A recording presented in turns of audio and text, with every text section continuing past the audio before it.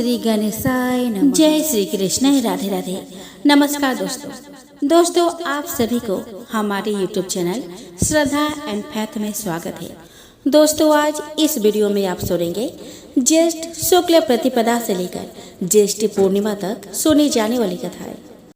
दोस्तों, इन कथाओं का श्रवण करने से मन शांत रहता है और अपने विचारों में शुद्धता आती है, मन एकाग्रचित रहता है। मेरा आपसे यह निवेदन है कि आप इन कथाओं को प्रसन्नचित्त मन से सुनिएगा और साथ ही अगर आपने मेरे इस चैनल को सब्सक्राइब नहीं किया तो इस चैनल को आप सब्सक्राइब जरूर करिएगा। तो चलिए हम कथा का श्रवण करें। तो प्रेम से बोले विष्णु भगवान की जय, धर्मराज महाराज की जय, तुलसी माता की जय, सीता माता की जय। दोस्तों, एक राजा था। वह ज्येष्ठ मास में प्रतिदिन गंगा स्नान करता था। राजा का आदेश था कि मुझसे पहले गंगा जी में कोई स्नान नहीं करेगा। राजा जब गंगा जी में स्नान करने जाते तो उन्हें प्रतिदिन शांत जल के स्थान पर हिलता हुआ हलचल युक्त जल दिखाई देता था। तो राजा को संदेह होता था कि निश्चय ही मुझसे पहले कोई प्रतिदिन गंगा जी में स्नान करता है। अतः राजा ने नदी के तट पर पहरेदार बिठा दिया। गंगा जी के तट पर एक वृक्ष था, उस पर एक बंदरिया रहती थी। वह प्रतिदिन राजा के स्नान करने से पूर्व स्नान करके वृक्ष पर चढ़कर बैठ जाती थी।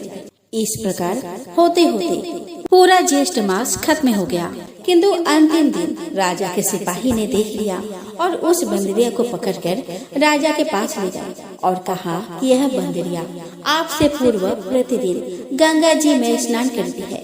उधर राजा की प्रतिज्ञा थी कि यदि कोई भी स्त्री मुझसे पूर्व स्नान करती होगी तो मैं उससे विवाह कर लूंगा। इसीलिए राजा को बंदरी के साथ विवाह करना पड़ा। ज्येष्ठ स्नान के प्रभाव से बंदरी का गर्भ ठहर गया। 9 मास पूर्ण होने पर बंदरी ने राजा से पूछा कि शिशु जन्म के समय मुझे क्या करना चाहिए। तब राजा ने महल में एक घंटी लगवा दी और बंदरी से कहा कि जब तुम्हें दर्द हो तो उसे बजा देना, मैं संपूर्ण प्रबंध कर दूंगा। राजा की अन्य रानियां भी थी, उनकी कोई संतान नहीं थी। बंदरी को गर्भ है यह समाचार जानकर अन्य रानियां मन ही मन बंदरी से ईर्ष्या करने लगी और भावी संतान का नाश करने हेतु विभिन्न योजनाएं बनाने लगी। घंटी लगी देखकर एक रानी ने बंदरी से इसका कारण पूछा तो बंदरी ने संपूर्ण वृत्तांत बता दिया। रानी ने बहकाया कि एक बार घंटी बजा कर तो देख लो कि राजा आते हैं या नहीं। बंदरी ने घंटी बजाई तो राजा दौड़े दौड़े महल में आए और घंटी बजाने का कारण पूछा तो इस पर बंदरी ने उत्तर दिया कि मैंने तो रानियों के कहने पर घंटी बजाई थी। तब रानियों ने राजा से कहा कि यह तो पशु है और न जाने कितनी बार घंटी बजाएगी। इस प्रकार कहकर उन्होंने घंटी को हटवा दिया। कुछ दिनों बाद बंदरी के शिशु जन्म का समय आया। उसने अन्य रानियों से पूछा कि मैं क्या करूं। तब रानी ने कहा कि तुम आंखों पर पट्टी बांधकर सो जाओ। बंदरी के वैशाख माह के स्नान के पुण्य प्रताप के रूप में एक सुंदर पुत्र हुआ। शिशु के जन्म होते ही उसके रोने से पूर्व ही रानियों ने उसे एक टोकरी में रखकर दासी को दे दिया और आदेश दिया कि इसे नदी में बहा कराओ और उस शिशु के स्थान पर एक पत्थर रख दिया। राजा को भी कहलवा दिया कि बंदरी ने एक पत्थर को जन्म दिया है। राजा ने सुना तो उन्होंने भी संतोष कर लिया कि जब दूसरी रानियों की संतान नहीं है तो यह तो बंदरी है, इसके क्या संतान होंगे। उधर दासी ने उस सुंदर शिशु को नदी में ना बहाकर कुम्हार के खद्दर पर रख दिया। दूसरे दिन कुम्हार कुम्हारिन खद्दर में आए तो वहाँ एक सुंदर शिशु को रोते हुए देखा। कुम्हार कुम्हारिन भी निसंतान थे। उन्होंने उस शिशु को अपने लिए भेजी गई भगवान का भेंट माना और बड़े प्रेम से शिशु का पालन पोषण करने लगा। कुछ बड़ा होने पर बालक को यह ज्ञात हुआ कि वह रानी बंदरी का पुत्र है जिसको रानियों ने बरवाना चाहा था। एक दिन वह बालक कुम्हार के बनाए हुए मिट्टी के हाथी घोड़े लेकर पनघट पर जा बैठा और दासियों को देखकर कहने लगा कि आओ रे मेरे मिट्टी के हाथी घोड़े पानी पियो। जब दासियों ने यह बात सुनी तो वह हंसने लगी और बोली कि अरे मूर्ख, कभी मिट्टी के हाथी घोड़े पानी पीते हैं क्या? इस पर उस बालक ने कहा कि कभी बंदरी के भी पत्थर जन्म लेता है क्या? उस बालक की यह बात दासियों ने जाकर महल में कही। तब रानियों ने दूसरे दिन बीज मिलाकर लड्डू भेज दिए। ईश्वर की कृपा से लड्डू गोंद और बादाम के हो गए और उन लड्डू को खाने से उस लड़के की मृत्यु नहीं हुई। यह समाचार दासी ने रानी को कहा तो रानी ने राजा से कहकर कुम्हार को देश निकाला दिया। कुम्हार वन में रहने लगे। तत्पश्चात अगले वर्ष चैत्र माह में माता गणगौर की पूजा का दिन आया। वह बंदरी का पुत्र 108 कड़वे और 108 गोले लेकर तथा घड़े में पानी भरकर बगीचे के बाहर घर गया। उधर राजा की और साहूकार की पुत्रियां गणगौर बनाने के लिए मिट्टी लेने आई तथा बगीचे में खेलने और झूलने लगी। इस कारण कुछ समय बाद उन्हें प्यास लगी। तब उन्होंने उस बंदरी के पुत्र से जल पिलाने को कहा। उस बालक ने उत्तर दिया कि मेरे पास एक गोली है, उसे खाते जाओ और मेरे चारों ओर फेरे लगाते जाओ, तब मैं तुम्हें जल पिलाऊंगा। इस पर पहले तो कन्याओं ने मना किया, किंतु प्यास तीव्र होने के कारण उन्हें मानना पड़ा। इस प्रकार गोली खाने और उस युवक के साथ फेरे लेने से वह गर्भवती हो गई। इसके बाद जब उनके माता पिता को यह ज्ञात हुआ तो वह सभी कुम्हार के पास आए और संपूर्ण वृत्तांत सुनाया तथा कहा कि तेरे पुत्र ने हमारी कन्या से विवाह किया है, अब तुम्हें इन्हें अपने पास रखना होगा। तब कुम्हार ने निर्धन होने के कारण अपनी असमर्थता व्यक्त की तो कन्या के माताओं ने बहुत सारा धन देकर अपनी कन्या को कुम्हार के घर विदा किया और कुम्हार के घर 108 बहुएं आ गई और कालांतर में उनके 108 ही पोते हो गए। कुम्हार ने समस्त नगरी को भोजन हेतु निमंत्रण दिया और राजा को भी बुलवा दिया। राजा के यहाँ से रानी बंदरी के अतिरिक्त सब भोजन हेतु पधारे। तब राजकुमार राजा की आज्ञा लेकर बंदरी को लेने रथ पालकी लेकर गया और लाकर सभा में सबसे ऊंचे स्वर्ण आसन पर बिठाया। राजकुमार ने अपने सभी पत्नियों को समझा दिया था कि बंदरी मुझे जन्म देने वाली माता है। एक एक बहू रानी बंदरी के चरण स्पर्श करती गई और एक एक सोने का सिक्का और पोते को गोद में देती गई। जब राजा और अन्य रानियों ने यह सब देखा तो कुम्हार के पुत्र से इसका कारण पूछा। रानियों को तो यह संदेह होने लगा था कि यह अवश्य ही बंदरी का पुत्र है।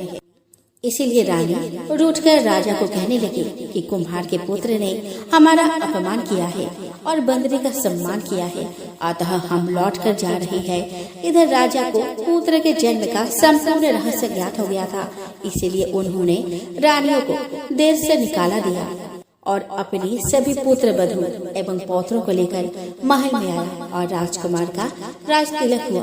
कुम्हार कुम्हारिन को राजकुमार ने महल में रहने के लिए निवेदन किया, किंतु वह नहीं माने। तब राजा ने उन्हें ढेर सारा धन दिया। दोस्तों, ज्येष्ठ मास में गंगा स्नान का इतना महत्व है, इसीलिए हर किसी को ज्येष्ठ मास में गंगा स्नान करना चाहिए। बंदरी ने ज्येष्ठ मास में गंगा स्नान किया तो उसे राजा का राज्य, पुत्र, बहुएं आदि प्राप्त हुई। हे ईश्वर, जैसे बंदरी को पुण्य मिला, इस प्रकार हमें भी पुण्य देना। दोस्तों, भगवान श्री राम, लक्ष्मण और सीता जी पिता दशरथ जी के आज्ञा से वनवास जाने लगे। रास्ते में सभी तीर्थ गंगा, यमुना, गोमती नदियों में पितृ तर्पण कर वन में कंदमूल, फल फूल खाते हुए वन में अपना समय व्यतीत करने लगे। बैसाख का महीना आया।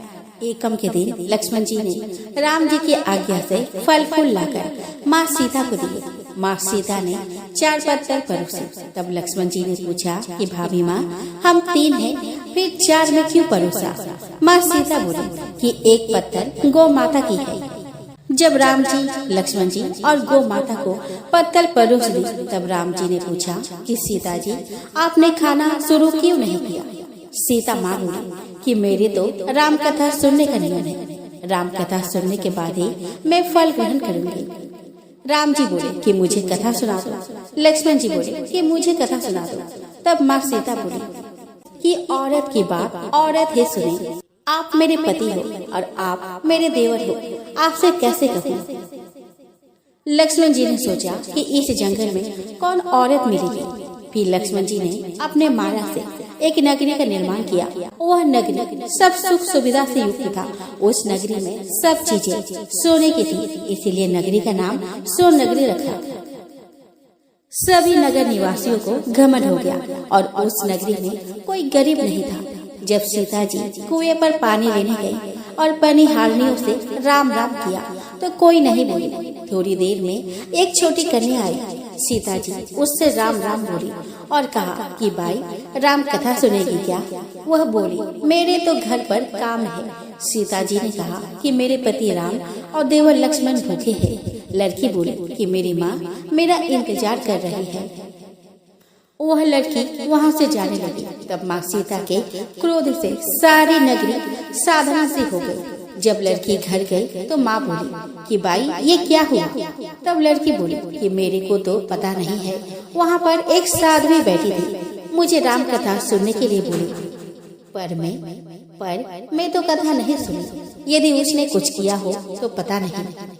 तब उसकी माँ ने उसको वापस जाकर कथा सुनने को कहा। लड़की ने वापस जाकर कथा सुनने से मना कर दिया। तब उसकी बहू बोली कि आपकी आज्ञा हो तो मैं कहानी सुन कर आती हूँ। जब बहू कुएं पर गई तो वह बार बार पानी भरती और बार बार उसको खाली करती। तब सीता जी ने कहा कि आपके घर पर कुछ काम नहीं है क्या। वह बोली माता जी मैं तो सारा काम करके आई हूँ। तब माँ सीता बोली कि तू मुझे माँ कहकर बुलाई हो, यदि तुझे समय हो तो क्या मेरी राम कहानी सुन लोगी। वह बोली कि माता जी कहानी सुनाओ, मैं प्रेम से कहानी सुनूंगी। सीता जी ने कहा कि हे भाई तूने मेरी मृत्यु लोक में मदद करी, भगवान तेरी स्वर्ग लोक में रक्षा करेंगे। राम कथा पूर्ण हुई तो सीता जी ने कहा कि हे भाई तूने मेरी राम कथा सुनी, मेरी सहायता की। राम जी और लक्ष्मण जी को जिमाया है, भगवान तेरी भी रक्षा करेंगे, तुझे स्वर्ग का सुख मिलेगा। सीता माता ने उपहार स्वरूप अपने गले का हार दे दिया। जब वह घर गए तो मटके सब सोने के हो गए। सासू जी ने कहा कि यह सब तू कहाँ से लाई। बहू बोली कि मैंने माँ सीता से राम कथा सुनी, ये इसी का फल है। सासू जी ने कहा कि प्रतिदिन राम कथा सुनाना। बहू को राम कथा सुनते बहुत दिन हो गए। तब उसने माँ सीता से पूछा कि इसका उद्यापन विधि बतलाओ। तब सीता जी ने कहा कि 7 लड्डू लाना, 1 नारियल लाना, उसके 7 भाग करना, 1 भाग मंदिर में चढ़ाना, जिससे मंदिर बनवाने जितना फल प्राप्त होगा। 1 भाग सरोवर के किनारे गाड़ देना, जिससे सरोवर खुदवाने जितना फल होता है। 1 भाग भगवत गीता पर चढ़ाना, जिससे भगवत गीता पाठ कराने जितना फल प्राप्त होता है। 1 भाग तुलसी माता पर चढ़ाना, जिससे तुलसी विवाह जितना फल मिलेगा। 1 भाग कुंवारी कन्या को देना, जिससे कन्या विवाह जितना फल प्राप्त होगा। 1 भाग सूरज भगवान को चढ़ाना, जिससे 33 करोड़ देवी देवताओं को भोग लगाने जितना फल प्राप्त होगा। बहू ने विधि पूर्वक उद्यापन कर दिया। माता सीता के पास जाकर बोली कि माता मैंने तो विधि पूर्वक उद्यापन कर दिया। सीता जी ने कहा कि अब 7 दिन बाद बैकुंठ से विमान आएगा। 7 दिन पूरे हुए, विमान आया तो बहू ने कहा कि सासू जी स्वर्ग से विमान आया है। सासू जी ने कहा कि बहू तेरे ससुर जी को और मेरे को भी ले जाए, तेरे माता पिता को ले जाए, सारे कुटुम्ब परिवार को ले जाए, आसपास के पड़ोसों को भी ले जाए। बहू ने सबको बैठा लिया, पर विमान खाली था। थोड़ी देर में उसकी ननद आई और देखते ही देखते विमान भर गया। तब बहू ने कहा कि माँ सीता ननद बाईसा को भी बैठा लो। माँ सीता ने कहा कि इसने कभी कोई धर्म पुण्य नहीं किया। बहू ने कहा कि बाईसा आप पहले ज्येष्ठ मास में राम लक्ष्मण की कथा सुनना, उसके बाद आपके लिए बैकुंठ से विमान आएगा। गांव के सारे लोग एकत्र हो गए और पूछने लगे कि भाई तूने ऐसा कौन सा धर्म पुण्य किया, हमें भी बताओ। बहू ने कहा कि मैंने तो माता सीता से प्रतिदिन राम कथा सुनी और नियम से उद्यापन किया। तब समस्त ग्रामीण राम कथा सुनने की जिद करने लगे।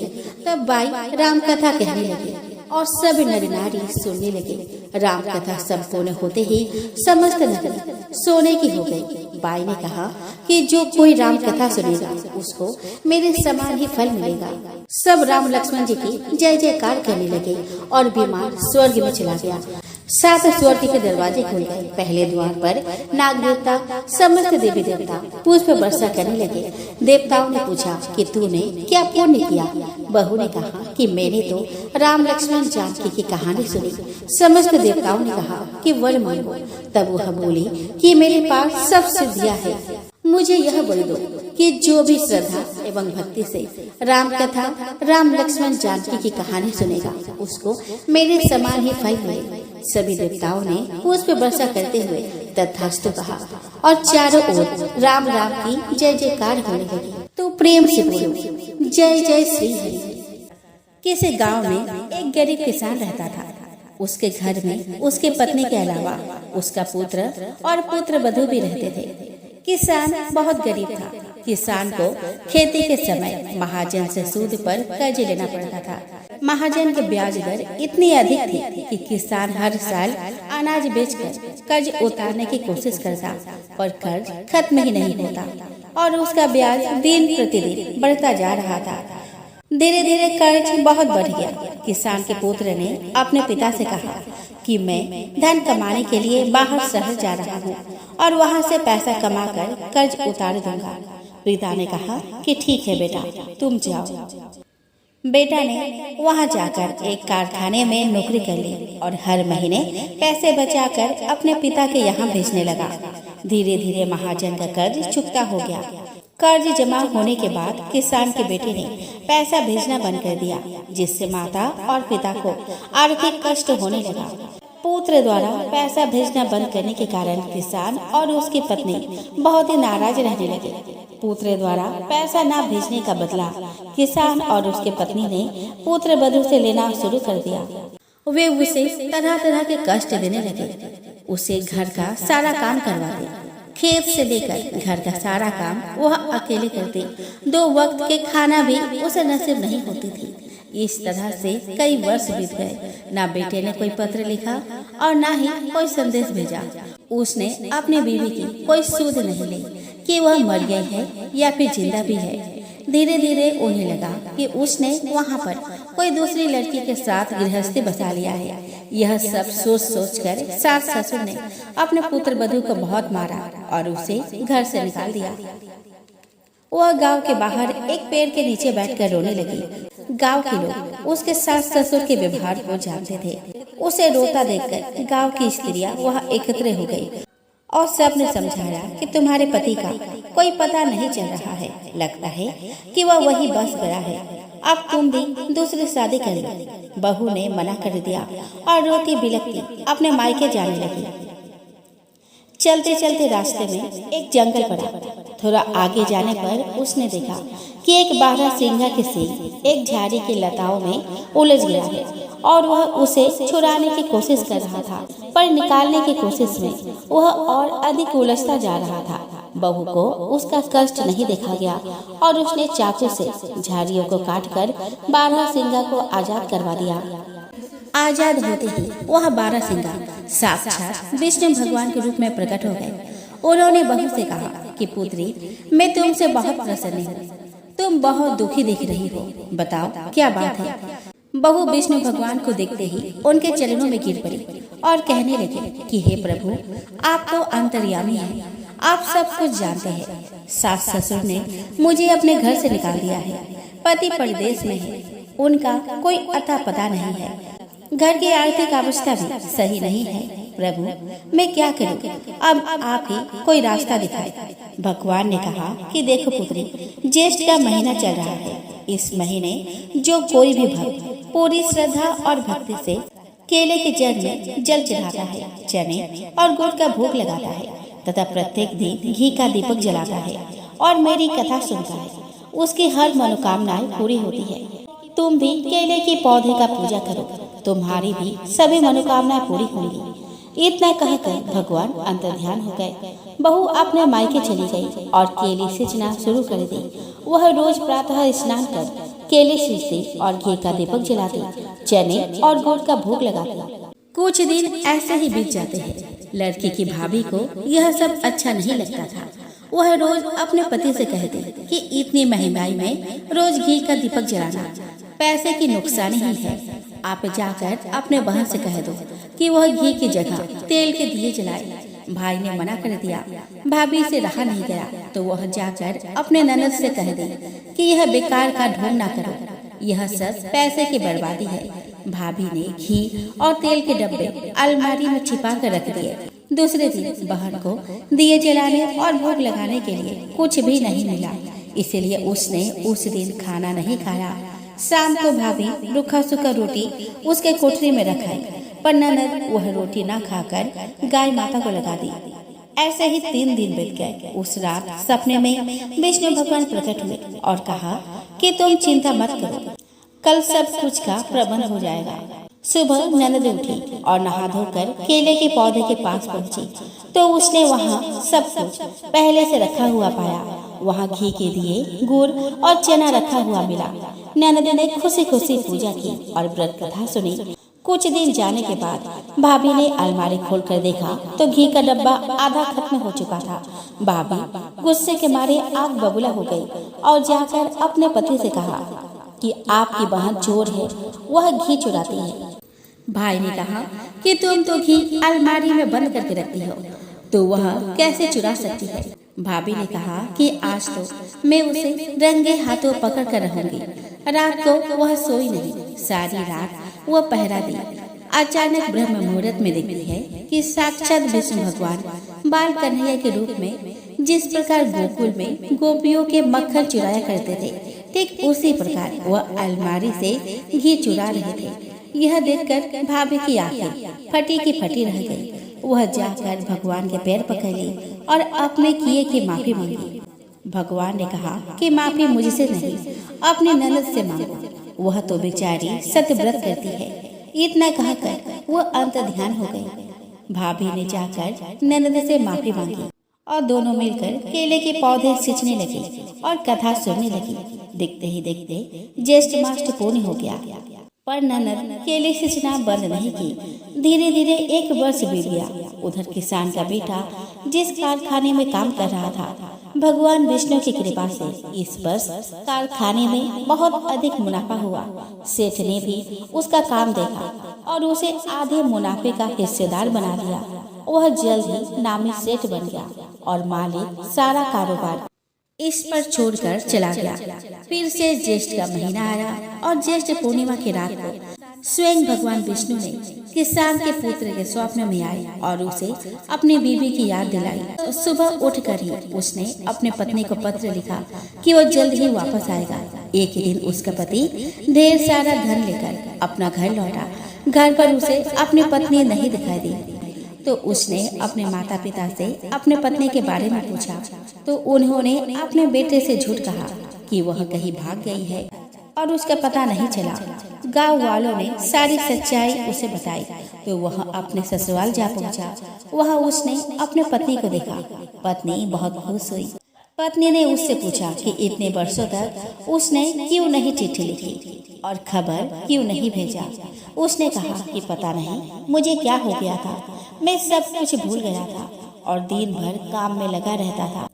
पर कुछ दिन पहले मेरे सपने में साक्षात भगवान विष्णु ने दर्शन दिए। ननद को सारी बात पता चल गई कि यह सब भगवान विष्णु और केले सींचने का फल है। वे दोनों एक दूसरे से मिलकर बहुत खुश हुए। उसके बाद वह अपने पत्नी को लेकर घर वापस आया। किसान और उसके पत्नी ने बहू से माफी मांगी। बहू ने सबको माफ कर दिया और पूरे परिवार सहित वे लोग केले सींचने लगे और विष्णु जी की कथा सुनने लगे। विष्णु जी की कृपा से कुछ समय बाद किसान के पुत्र एवं पुत्र वधू को संतान की प्राप्ति हुई। वे सभी हंसी खुशी रहने लगे। तो प्रेम से बोलो विष्णु भगवान की जय हो। आइए दोस्तों, अब हम श्रवण करें यमराज जी की कथा। दोस्तों, एक पौराणिक कथा के अनुसार एक गांव में एक बुढ़िया रहती थी। वह खूब व्रत पूजन करती थी। जब उसकी उम्र पूरी हो गई तो उसे एक दिन यमदूत लेने आए और वह उनके साथ चल दी। रास्ते में चलते चलते एक गहरी नदी आई तो यमदूत ने उससे पूछा कि माई, तुमने गौदान किया है? या नहीं। बुढ़िया ने तुरंत पूरी श्रद्धा से गाय का ध्यान किया तो गाय उसके समक्ष आ गई। फिर बुढ़िया उस गाय की पूंछ पकड़कर नदी आसानी से पार कर गई। कुछ देर बाद उसके रास्ते में काले कुत्ते आ गए। तब यमदूत ने कहा कि कुत्तों को खाना खिलाया था या नहीं। तो बुढ़िया ने फिर कुत्तों का ध्यान किया तो वे रास्ते से चले गए। बुढ़िया फिर से आगे बढ़ने लगी। तब उसके रास्ते में कौवे आ गए और उन्होंने उसके सिर में चोंच मारने शुरू कर दी।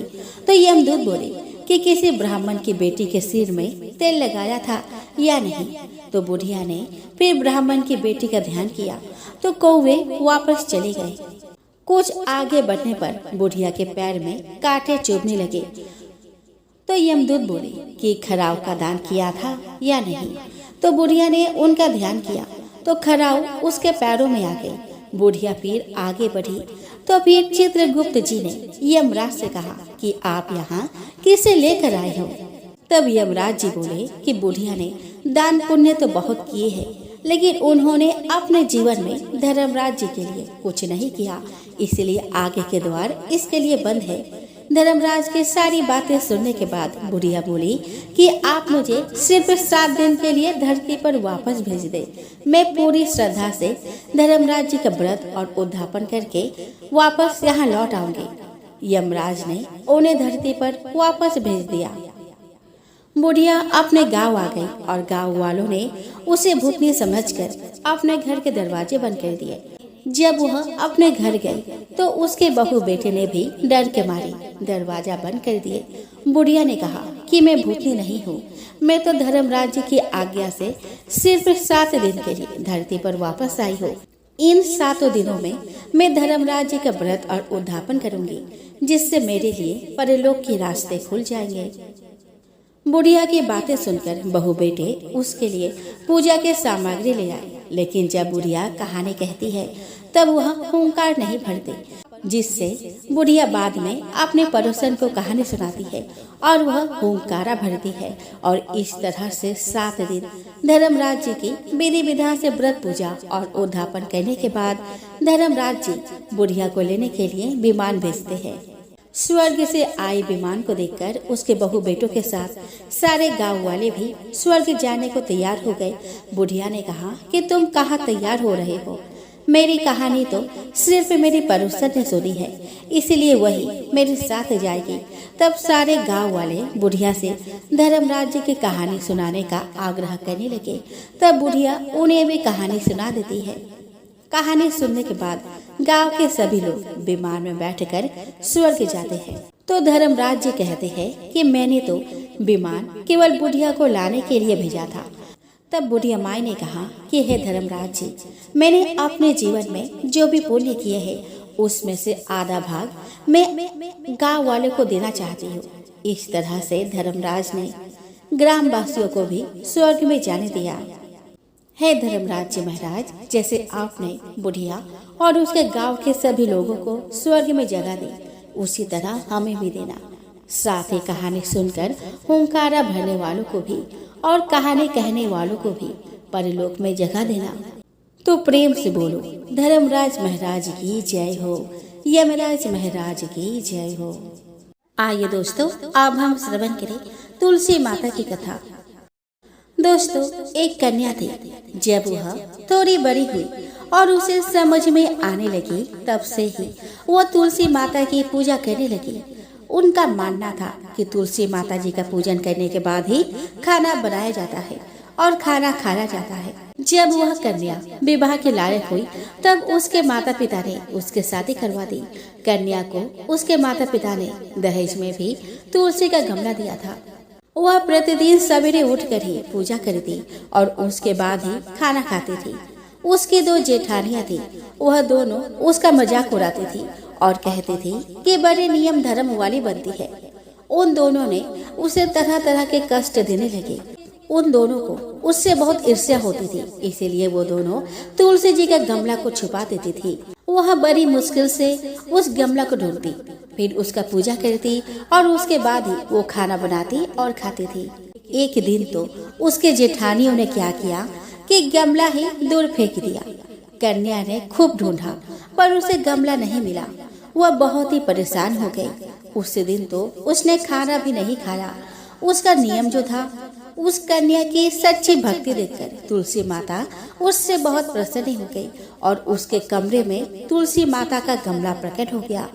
अगले दिन सुबह जब वह उठी तो वो क्या देखती है कि उसके खाट के चारों कोनों पर तुलसी माता का गमला आ गया है। यह देखकर वह बहुत प्रसन्न हो गई कि अब मेरी तुलसी माता को कोई चुरा नहीं सकता। पूजा करने के लिए भी कहीं और जाना नहीं पड़ेगा और कोई मेरी तुलसी माता को फेंक भी नहीं सकता। वह तो जल्दी उठकर स्नान करी और तुलसी माता की पूजा करी। जब वह खाना खाने बैठी तो उसकी जेठानी मजाक उड़ाने लगी कि लो, देवरानी का नियम धर्म पूरा हो गया। उसने पूछा कि तुलसी जी का पूजा कर ली क्या? देवरानी धीरे से बोली कि हाँ, मैंने कर ली। जेठानियाँ बोलती है कि कहाँ से कर ली, गमला तो फेंक दिया गया था। देवरानी कहती है कि देख लो, मेरे कमरे में खाट पर तुलसी जी लग रही है। जेठानियाँ बहुत शर्मिंदा हुई और बोली कि देवरानी, तेरी भक्ति सच्ची है, हमने तुझे बहुत परेशान किया, हमें माफ कर दे। देवरानी उन्हें माफ कर दी। हम भी तुलसी माता जी से यही प्रार्थना करते हैं, हे तुलसी माता, जैसे कृपा आपने देवरानी पर करी वैसे हम सब पर करना।